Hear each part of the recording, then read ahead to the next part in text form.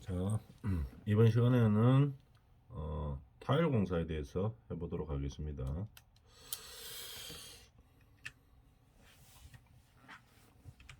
자, 우리 건축물을 지을 때 우리가 마감 공사로서 타일 자재들을 많이 사용하죠. 어디에 사용하는지 한번 생각해 볼까요? 주로 많이 사용하는 게 욕실, 그죠? 그 다음에 또 어디에 사용합니까? 베란다. 그 다음에 또 저 우리 싱크대 쪽에 주방 쪽 그 뭐 물 많이 튀어 갈 수 있는 곳. 근데 이제 많이 사용하죠. 그러면은 이 타일을 사용하는 데는 주로 뭡니까? 물기가 많은데 이렇게 사용하죠. 그래서 물기가 흡수되지 않도록 그렇게 하는 용도로 많이 사용합니다. 근데 타일은 보통 우리가 한번 시공하고 나면 그 다음에 뭐 깨지지 않는 다음에서 그냥 계속 사용할 수 있죠. 안 깨지면 거의 계속 사용합니다. 변질이 된다든지 뭐 이런 경우가 뭐 별로 없죠. 그래서 이런 용도가 우수한 용도가 있기 때문에 우리가 활용도가 많이 높죠. 그런 이제 타일에 대해서 한번 봅시다. 그럼 타일에서 이제 제일 중요한 게 무엇이냐 생각해 보면 잘 붙여야 되겠죠. 그래서 붙여가지고 안 떨어져야 됩니다. 그죠? 그래서 이 제품 자체의 성능은 뭐 좀 우수하지만 이게 떨어져가 깨지면 안 되겠죠. 붙일 때 잘 붙여야 되겠죠. 붙이는 공법이 여러 가지가 있죠. 용도나 목적에 따라서 이제 붙이는 방법이 여러 가지가 있는데 이 방법이 가장 뭐 이 타일에서는 중요하다고 볼 수 있겠죠. 왜냐하면 붙여놨는데 안 떨어져야 되니까 이제 그런 이제 중요한 문제가 되겠죠. 그래서 이 타일 공법에 대해서 한번 봅시다. 일단 재료에 대해서 알아보면은 건축 재료 장식용으로 건축물 내외의 벽면이나 바닥면을 덮기 위해 점토로 구운 얇은 판이라고 이제 타일을 정의를 합니다. 그런 타일의 목적은 우리가 아까 뭐 이야기했지만 타일은 변색되는 일이 거의 없죠. 그 다음 시공 한번 하고 나면은 뭐 깨지지 않은 다음에서는 변색이 되거나 뭐 어떻게 뭐 변화되는 그런 일이 별로 없습니다. 그냥 그대로 있죠. 웬만하면 그대로 있는데 뭐 물을 많이 사용하고 이런 부분에서는 물기를 침투하지 못하도록 막죠. 그래서 구조물을 보호하는 그런 역할을 하는 겁니다. 그래서 근데 또 이 시공도 간단하죠. 타일이 간단하기 때문에 내구성도 좋고 시공도 간단하고 또 가격도 뭐 비교적 저렴합니다. 그렇기 때문에 활용도가 아주 높죠. 특히 사용되는 곳은 물기가 많은 곳, 주방이라든지 화장실, 뭐 베란다 이런데 많이 사용할 수가 있죠. 특히 위생적인 부분이 많이 필요로 한 그런 부분들에서 많이 사용하죠. 예를 들어서 화장실 같은데 타일 안 쓰고 뭐 벽지 발랐다고 한번 생각해 볼까요? 바닥 말고 벽면에 바닥은 뭐 벽지 바르면 안 되지만 벽면에 벽지 발랐다고 한번 생각해 봅시다. 물이 뭐 샤워하거나 뭐 청소할 때 물이 튀었다 이래 되면 어떻게 됩니까? 물이 묻어가지고 뭐 찢어질 수도 있고 아니면 뭐 찢어지지는 않더라도 곰팡이가 생겨서 변색이 일어나겠죠. 근데 타이르들은 이제 그런 부분들을 막아줄 수가 있죠. 물도 흡수가 뭐 되지 않게 막아가지고 구조물을 보호하고 그 다음에 뭐 변색되거나 뭐 이런 일이 별로 없죠. 그래서 많이 활용된다. 특히 물을 많이 사용하는 그런 위생이 많이 중요시되는 그런 부분에 많이 사용한다 이런 얘기겠죠. 그러면 또 타일의 종류에는 뭐 어떤 것들이 있나 한번 봅시다. 자기질, 석기질, 도기질 이렇게 나눠지는데 뭐 별로 중요한 내용은 아닙니다. 그래서 그냥 알아놔주면 되겠죠. 자기줄은 우리가 흔히 화장실이나 뭐 주방 싱크대 뒤쪽 물이 많이 이거 설거지 하다 보면 물이 많이 튀죠. 그래서 보통 싱크대 뒤편에 구조물 보호하고 또 뭐 물이 튀는 것을 흡수하지 않기 위해서 이제 타일을 많이 바르죠. 그때 많이 사용하는 게 주로 사용하는 게 자기질 타일이죠. 흡수율이 3% 이내입니다. 물량을 거의 흡수하지 않는다고 보면 되겠죠. 그래서 자기질 타일을 많이 사용하죠. 그 다음에 석기질 타일로 나눌 수 있고 도기질로도 나눌 수 있습니다. 흡수율이 도기질이 조금 높네요. 5에서 18%입니다. 그래서 물이 너무 많이 사용하는 뭐 샤워를 많이 한다든가 이런 데는 사용하면 안 되겠죠. 내장용 이런 데 이제 많이 사용하겠죠. 도기질. 도기질은 뭐 뭡니까 공극이 좀 많다고 보면 되겠죠. 그러니까 보면은 모양이 좀 보기 좋습니다. 그래서 물이 별로 닿지 않는 내장 뭐 재료 중에 인테리어 재료로 많이 사용할 수 있다. 이제 이렇게 보면 되겠죠.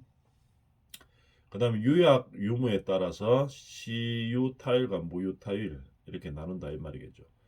그럼 타일을 보면은 유약 약을 바르면 뭐 현장에서는 보통 유광, 무광 이렇게 이야기하죠.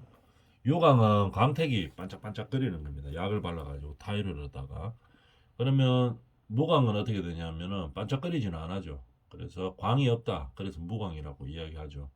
그러면 우리가 유광하고 무광하고를 시공하고 났을 때 차이점을 한번 보면은 유광은 먼지 같은 게 들어갈 틈이 없죠. 유약을 발라놨기 때문에 맨들맨들합니다.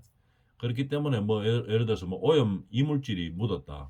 걸레가 그냥 닦아내면 없어집니다. 유광은. 그럼 무광은 어떻게 되느냐 하면은 약을 바르지 않았기 때문에 뺀질뺀질한 이런 면들이 없는 거죠. 먼지 같은 게 좀 많이 끼입니다. 그럼 바르고 나면 어느 게 더 보기가 좋은가 하면은 무광이 훨씬 좀 중후한 맛이 있습니다.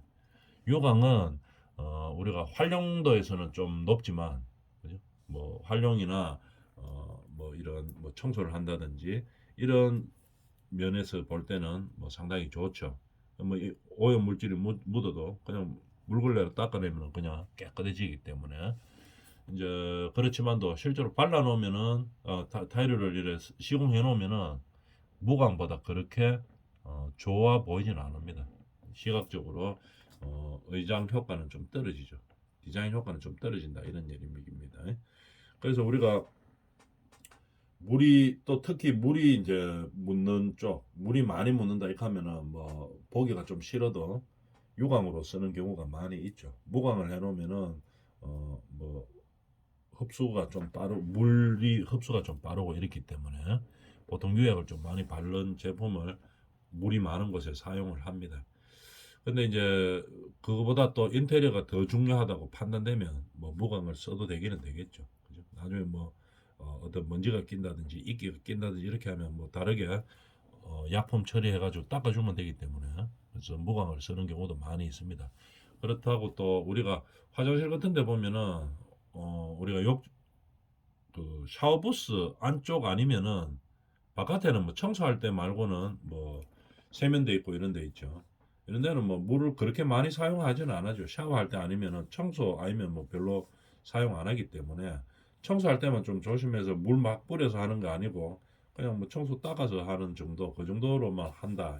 그런 용도다. 이러면은 어 인테리어 때문에 무광을 많이 사용하기도 합니다. 뭐 편의성보다는 이 디자인적인 면이 더 중요하다. 그러면 그렇게 많이 사용하기도 하겠죠. 요 밑에 나오네요. 유약을 바르는 목적. 광택을 주고 광도를 높일 수 있는 거죠. 아무래도 유약을 바르니까. 그 다음에 특히 오염을 방지할 수 있다. 이런 얘기겠죠. 그 다음에 유약을 발라놨기 때문에 어떻게 됩니까? 흡수가 거의 안 된다고 볼 수 있겠죠. 흡수성을 줄여 물이나 화학약품에 대한 저항성을 증가시켜준다. 이런 목적에서 유광 제품을 많이 사용한다고 봐주면 되겠습니다. 그 다음에 흡수율은 뭐 다 알고 있죠. 물의 처음 무게를 예를 들어 100g이다. 뭐 뿌렸을 때 나중에 물이 떨어지는 양 이거 보면 이제 흡수율이 나오는 거겠죠. 한 97, 100g 뿌려가지고 97g 떨어지면 뭐 흡수가 3g이 흡수가 됐다는 얘기겠죠. 그래서 흡수율은 3%라고 보는 거죠. 그런 얘기들입니다. 타일의 종류에는 금방 했다시피 자기질, 석기질, 도기질이 있는데 뭐 소성건도에 따라서 나눠진다 하는 그 정도 알아놔주면 되겠습니다. 그 다음에 점토의 성분, 그죠? 성분이 뭐냐에 따라서 점토류나 암석류냐 냐 이냐에 따라서 조금 나눠진다. 그렇게 알아놔주면 되겠습니다. 이것도 뭐 같은 내용이죠. 자기질 타일은 흡수율이 좀 낮습니다. 물이 거의 별로 안 들어온다는 얘기겠죠. 도기질은 물 흡수가 좀 많이 되는 그런 재질을 가지고 있습니다. 그 정도만 알아놔주면 되겠죠. 우리가 그림으로 한번 볼까요? 자기질 타일, 우리가 화장실, 욕실 같은데 우리가 주로 많이 사용하는 거겠죠. 자기질 타일. 흡수율이 낮기 때문에 많이 사용하는 겁니다. 특히 물을 많이 사용한다 이렇게 되면은 뭐를 합니까? 약을 칠하죠. 유약을 발라서 하는 겁니다. 그죠? 자, 뭐 온도에 따라서 나눠진다고도 이야기했었고, 그다음에 흡수율은 뭐 3% 이하, 주성분은 점토, 그다음에 건축 재료로 주로 사용되는 게 외장, 내장, 바닥 타일, 그죠? 내장. 주로 뭐 내장 중에서 물이 많이 사용되는데 사용하는 거고, 바닥 타일로도 많이 사용합니다. 근데 이 유약을 바르는 거는 좋은데 바닥 타일 너무 미끄러우면 안 되죠. 그래서 반드시 화장실 바닥 이런 데는 미끄럼 방지가 되어 있는 타일을 사용해야 되죠. 안 그러면 쭉 미끄러져 가지고 크게 다치죠. 그래서 화장실, 욕실, 특히 이 물이 많이 사용되는 곳이죠. 이럴 때는 반드시 미끄럼 방지 타일 이 처리가 되어 있는 타일을 사용해야 되겠죠. 특성은 뭐 화학적 내식성이나 내열성이 뛰어나고 그죠? 방수성이 크고 물에 대해서 당연히 커야 되겠죠. 강도도 일정 강도 강합니다. 그 다음에 내산, 내알크리성이고 내동해성, 내마모성, 우수. 타일이 우수한 성질이 상당히 많습니다. 그러면서도 시공도 편하고 가격도 저렴하고 그죠? 그렇기 때문에 많이 사용되는 거겠죠. 근데 이제 좀 단점이 있긴 있죠. 이게 잘 깨지죠. 깨지기가 쉽습니다. 그래서 뭐 일부러 때리지 않은 다음에서는 뭐 잘 안 깨지는데 뭐 취급할 때도 많이 깨질 수도 있고 많이 깨지죠. 사용할 때 많이 깨지고 여러 가지 이제 문제점이 있으니까 조심해야 된다는 얘기죠. 취급할 때 좀 조심해야 됩니다. 그 다음에 저렇게 이제 타이로를 시공해 놨는데 뒤쪽에 예를 들어서 뭐 조적벽이다 이러면은 타이로는 뭐 문제가 없었는데 조적벽이 금이 가가지고 아니면 콘크리트 벽면 자체가 금이 가가지고 그것 때문에 그 조적이나 이런 데 균열이 가면은 그 원인 때문에 타이루가 금이 갈 수가 있겠죠. 그죠? 균열이 가고 깨질 수가 있습니다. 이제 그런 이제 문제점은 좀 있다. 이렇게까지 알아놔주면 되겠습니다. 그 다음에 석기질 타일. 그러면 석기질 타일 우리 여기 보면 이거 있죠. 이런 것들. 이거나 이거 이런 것들을 석기질 타일이라고 하는데 주로 어디서 본 거 같습니까? 건축물 외장 재료로 많이 본 거겠죠. 그죠? 그래서 뭐 빌라, 아파트에는 뭐 저런 거 잘 안 붙이죠. 그냥 판넬을 붙이든지 아니면 너무 크기 때문에 고급 아파트들은 판넬을 붙이고 아니면은 뭐 일반 아파트들 같으면 뭐 합니까? 칠로 그냥 도장으로 마감해 버리죠. 그죠? 그죠? 그런데 우리가 뭐 빌라 같이 좀 면적이 좀 작다든지 아니면 뭐 원룸 건물 이런 것들 소규모 건물들에는 보통 이런 외형 때문에 이런 타일들을 붙이죠. 그죠? 타일을 붙입니다. 그래서 이런 석기질 타일은 뭐 3에서 흡수율 3에서 5% 사이. 그다음 주로 뭐 내외장재, 바닥재로 사용된다고 하는데 주로 외장 재료로 많이 사용합니다. 방수성이 크고 그다음에 광택도 나게 만들 수 있고 이런 거죠. 그래서 한번 이렇게 시공해 놓으면은 외장재로 시공해 놓으면은 변질이 별로 없습니다. 예를 들어서 우리가 뭐 건물 외형에 드라이비트나 도장을 해놨다. 이러면 한 몇 년 지나면 색 다 바뀌어 버리겠죠. 뭐 하얀색 칠해놨는데 조금 지나면은 뭐 회색으로 바뀌어가 있고 먼지 묻어가지고 얼룩덜룩하고 막 그렇죠. 그런데 이런 타일을 외벽에다 시공해 놓으면은 어떻게 됩니까? 웬만하면은 안 깨지면은 뭐 변화가 별로 없죠. 그렇게 잘 깨지지도 않으죠. 일부러 뭐 망치가 때리지 않은 다음에서는 잘 안 깨집니다. 그래서 이렇게 타일을 외벽에다가 많이 붙이는 형태겠죠. 그게 우리 지역마다 조금 다른데 저기 뭐 밑쪽으로 저 경상도나 이 밑쪽으로 가면은 외장 빌라 이런 데다가 이 타일을 많이 바릅니다. 이런 것들은.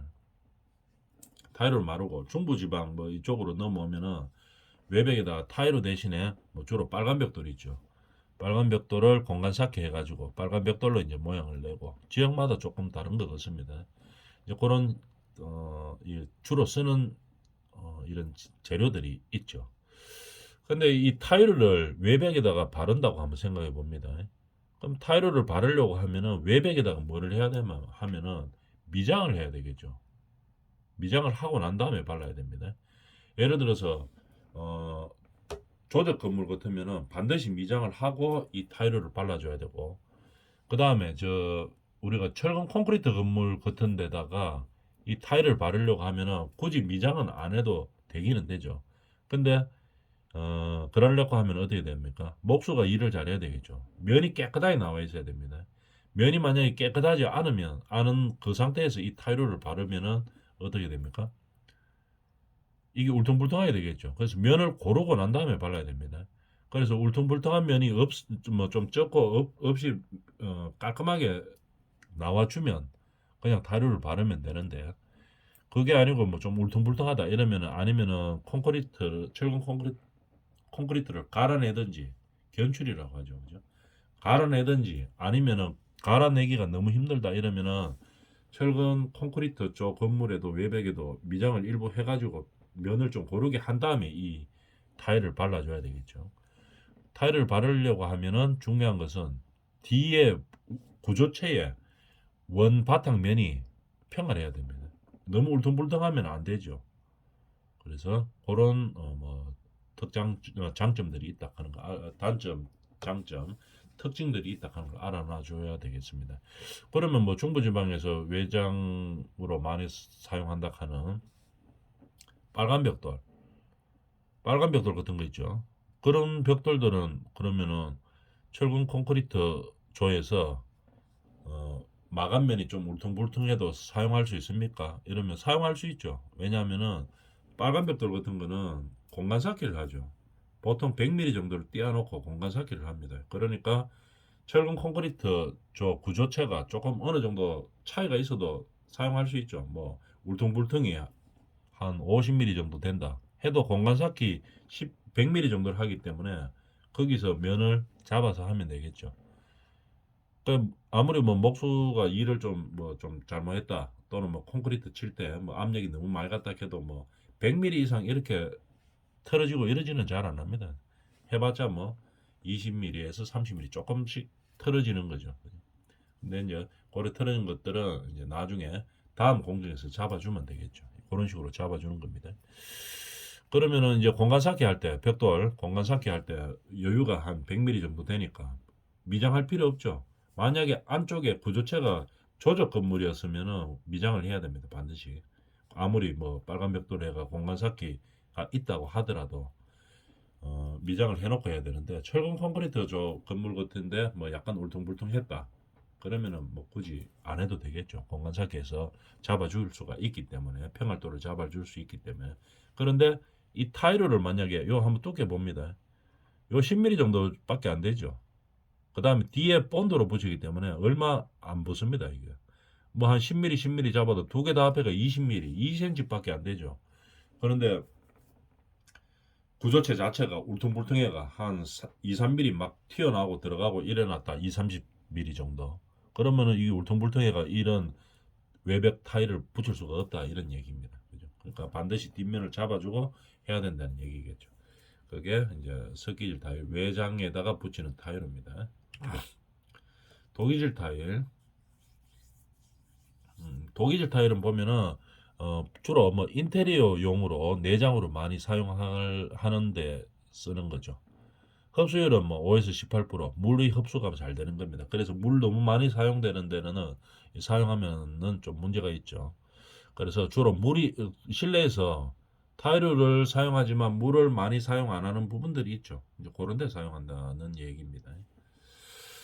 독이질 타일, 내장, 바닥용으로 많이 사용할 수 있다 이 말입니다. 디자인의 화려함을 추구한다. 그죠? 그 다음에 흡수성이 좀 있습니다. 그래서 물이 너무 많이 사용하면 안 된다 이런 얘기겠죠. 자, 그래서 이제 타일의 종류들에 대해서 한번 알아봤습니다. 그 다음에 타일 공법의 종류 및 시공. 자, 타일로는 일단 붙이는 게 가장 중요하다고 이야기했었죠. 그럼 어떤 붙이는 방법이 있는지 한번 봅시다. 우리가 우리가 건설 현장에서 일해 보면은 떠붙임 공법이 있고 압착 공법이 있고 크게 두 가지입니다. 떠붙임, 압착. 떠붙인다 이 말이죠. 그럼 이 뭐냐 무슨 말인가 하면은 어, 보통 타일을 놓고 타일을 뒤집습니다. 그 뒷판에다가 뭘 놓습니까? 몰타르를 놓습니다. 몰타르를 놓고 그래서 붙인다고 해서 이름이 떠붙임이죠. 그래서 어떻게 하는가? 다시 한번 이야기하면은 떠붙임하고 압착하고 두 가지로 나눌 수 있는데 떠붙임은 타일을 뒤집어 놓고 거기다가 뭐를 모르타르를 떠서 놓습니다. 타일 뒤에다가 직접 놔요. 그 다음에 어떻게 합니까? 벽면에다 붙이는 거겠죠. 이게 떠붙임입니다. 압착 공법은 뭐냐 하면은 벽면 같은데 본드를 바릅니다. 벽면에다가 본드를 바르고 그 다음에 타일을 걸어서 타일은 그럼 지금 아무것도 안 발리는 상태죠. 벽에다가 본드 발라놓은 데다가 그냥 붙이는 겁니다. 요게 압착 공법입니다. 그러면 우리가 떠붙임 공법하고 압착 공법이 대표적이라고 이야기했는데 떠붙임이 어렵냐 압착이 어렵냐 가만히 생각해보면 어느 게 어렵겠습니까? 떠붙임이 훨씬 어렵습니다. 압착 공법은 뭐 누구나 다 할 수 있어요. 한번 보고 나면은 조금 신경 써가 하면은 누구나 다 평알도 지켜가지고 다 나올 수 있습니다. 근데 떠붙이면 이거 상당히 어려워요. 그죠? 뒤에 몰타르에 물기도 어느 정도 맞아야 되고 떠붙이면 그냥 타이로 뒷판에다가 몰타르를 놓고 붙인다고 했죠. 붙이면서 그냥 자기 멋대로 붙이면 되는 게 아니죠. 줄 쫙 맞춰가지고 줄을 맞춰가지고 평알도를 높여야 되겠죠. 그래서 떠붙이면 상당히 숙련공이 필요한 겁니다. 그러면 떠붙이면 주로 어디다 붙입니까? 이러면 어디다 붙이는가 하면은 화장실 벽면. 화장실 벽면에다가 떠붙임으로 붙이는 거겠죠. 우리가 공사할 때 이렇게 가가 보면 화장실 벽면에 붙일 때는 다 떠붙임으로 붙입니다. 그래서 좀 상당히 숙련공들이 붙이는 거겠죠. 그럼 압착공 보면 주로 뭐 어디다가 붙입니까? 이러면은 대표적으로 붙이는 게 우리 거실 같은 데 보면은 뭐가 있습니까? 이 아트월이 있죠. 테레비드 있죠. 거기다 타일을 많이 붙이죠. 타일을 붙일 때 거기다가 붙이는 겁니다. 본드를 벽면에다 발라놓고 그 다음에 보통 뭐 합니까? 뭐 포르싱 타일 이런 거 타일 같은 거 좀 뭐 600 이래 큰 거 붙이죠. 그죠? 아니 뭐 작은 것도 붙이지만 이 아트월 뒤쪽이기 때문에 모양을 좀 내야 되죠. 디자인 때문에 뭐 큰 것도 붙이고 이렇게 하죠. 그래서 뒤에 벽면에다가 본드를 발라놓고 붙이는 게 압착 공법입니다. 그러면은 떠붙임하고 압착은 뭐 그렇게 방법은 차이가 난다고 했는데 떠붙이면 뒷면이 어떻게 해야 되는가 하면 좀 울퉁불퉁해도 되냐 이렇게 하면 떠붙임 공법을 쓸 때는 뒷면이 좀 울퉁불퉁해도 됩니다. 그죠? 너무 심하게 울퉁불퉁하면 안 되지만 뭐 웬만큼 울퉁불퉁해도 어디에서 잡느냐 하면은 몰타르가 두께가 있죠. 보통 한 20에서 30mm 정도 됩니다. 떠붙임 할 때는 2, 30mm 되기 때문에 이 몰타르 두께가 있으니까 2, 30mm 정도 두께가 있으니까 눌러서 잡아주는 거죠. 뒤쪽이 한 10mm나 뭐 한 15mm 정도 이렇게 구조체가 틀어져가 있다. 평활도가 좀 약해가지고 울퉁불퉁하다 이 말이죠. 이제 그렇게 되어 있어도 떠붙임을 하면서 잡을 수 있습니다. 몰타르 두께가 있기 때문에. 그런데 압착공법은 뭐냐면 뒷면이 울퉁불퉁하면은 이게 붙일 수가 없어요. 본드로 붙이기 때문에 본드 두께가 뭐 한 뭐 몇 미리 안 되죠. 그죠? 한 많아봤자 3에서 5mm 정도 이렇게 되겠죠. 그렇기 때문에 뒷면이 평활하지 않으면은 이 압착 공법은 쓸 수가 없습니다. 이 대표적인 공법이 이렇게 되는 거죠. 벽면에 붙이는 대표적인 공법, 떠붙임 아니면 압착 공법. 요 두 가지를 벽면에 붙이는 공법입니다. 그렇게 대표적인 공법이 있고, 바닥 붙일 때는 떠붙임 합니까? 압착합니까? 하면은 바닥은 조금 다르죠. 다른 형태입니다. 그래서 이렇게 나눠줄 수 있죠. 타일을 붙이는 공법을. 그래서 자세한 것은 다음 시간에 들어가 보도록 하겠습니다.